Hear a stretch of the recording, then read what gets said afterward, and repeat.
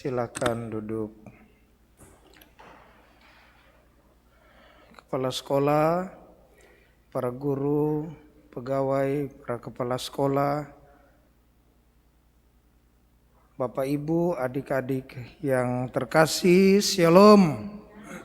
Shalom. Waktu pastor SMP ada satu guru bertanya demikian. Kamu pilih mana? Menjadi pintar di antara orang-orang bodoh atau menjadi bodoh di antara orang-orang pintar? Pastor cepat angkat tangan. Saya, Pak Guru. Kamu, ya, Gonsvel.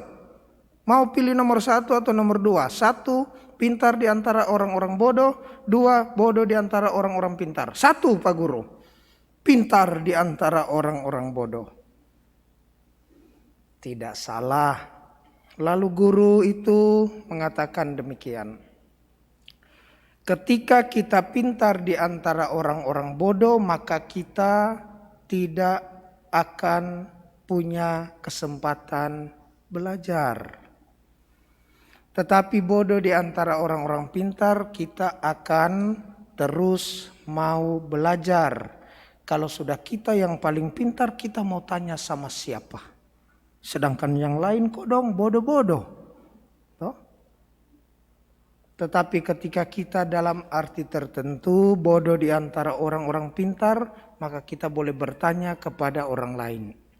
Tapi pesannya, pastor punya pesan bukan berarti setelah ini pulang ke sekolah tidak ada yang mau belajar. Ditanya, kenapa tidak mau belajar? Pastor, lebih baik saya bodoh, pastor. Bukan begitu. Ya. Hari ini dalam bacaan khususnya bacaan Injil, apa yang dikatakan? Semuanya itu disembunyikan kepada orang bijak dan orang pintar, dan dinyatakan kepada orang kecil. Perhatikan adik-adik, disembunyikan bagi orang bijak dan orang pintar, maksudnya menunjuk pada orang-orang Yahudi. Orang Yahudi adalah orang-orang yang bijak menurut mereka. Orang Yahudi adalah orang-orang yang pintar menurut mereka. Dan karena mereka pintar dan bijak, Yesus mengkritik. Mereka yang merasa bijak dan merasa pintar ini dikritik oleh Yesus karena mereka punya kesombongan dan keangkuhan. Tetapi orang-orang yang lain yang bukan Yahudi, mereka orang-orang yang rendah hati yang mau tetap belajar. Maka ada 2 poin penting untuk kita. Yang pertama, janganlah selalu merasa pintar. Tetapi poin yang kedua, belajarlah untuk pintar merasa. Jangan merasa pintar. Atau orang Makassar bilang sota. Apa-apa dia? Ini bagaimana? Dia tanya sama temannya. Temannya bilang, oh begini, sota kok. Ya, selalu dia merasa dia yang tahu. Terjadi entah sama anak-anak maupun orang dewasa. Pembicaraan apapun selalu dia seolah-olah sumber dari ensiklopedia dunia. Dulu toh kalau ini tidak. Menurut saya itu kalau ini orang yang merasa pintar. Tetapi belajarlah untuk pintar merasa. Artinya apa? Cepat tergerak. Pintar merasa itu orang yang gampang tergerak. Kalau kamu punya mama di rumah sedang menyapu, apakah adik-adik cepat tergerak untuk ambil tempat sampah, membantu orang tua di rumah yang bekerja? Kalau seandainya di sekolah guru sudah teriak-teriak setengah mati, tolong, dengar. Dia sibuk cerita kiri kanan. Tapi orang yang pintar merasa pasti akan, ibu kodong sudah teriak-teriak dari tadi, dia punya urat sudah keluar 1, kita harus dengar. Nah, ini orang yang pintar merasa.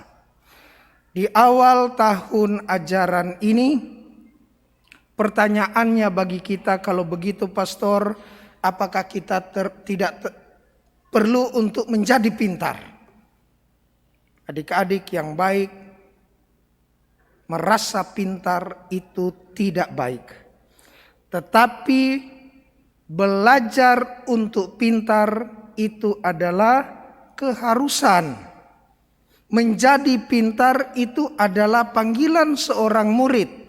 Adik-adik harus pintar, harus belajar, harus terus-menerus berusaha untuk mendapat ranking atau untuk mendapat nilai yang baik di sekolah.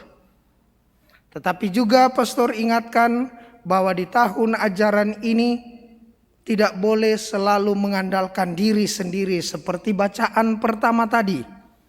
Ketika Asyur mengatakan saya mengerjakan dengan tanganku dan dengan akal budiku sendiri. Adik-adik ada teman, adik-adik ada guru, adik-adik ada orang tua, selalu bertanya, selalu berusaha untuk berkomunikasi dengan mereka. Kalau ini yang terjadi, maka kalau ini adik-adik buat, maka sepanjang tahun ajaran ini adik-adik juga sudah melakukan apa yang Tuhan Yesus sampaikan dalam bacaan yang pertama, bacaan-bacaan kitab suci hari ini, baik bacaan pertama maupun bacaan Injil.